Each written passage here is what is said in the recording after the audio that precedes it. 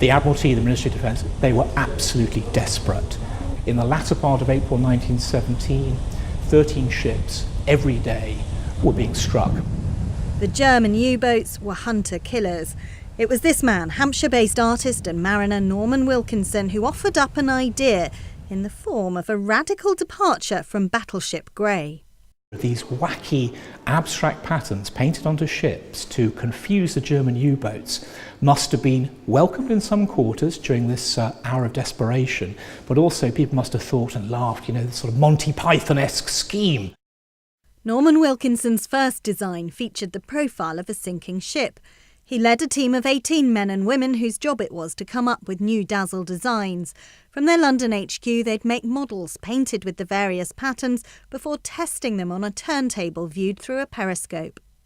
I would love to have been there when the first German U-boat commander popped up the periscope to see a sort of psychedelic array of patterns.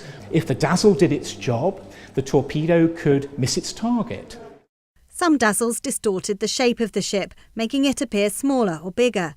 This painting shows a design which makes one ship appear as two. Other patterns played with perceptions of speed.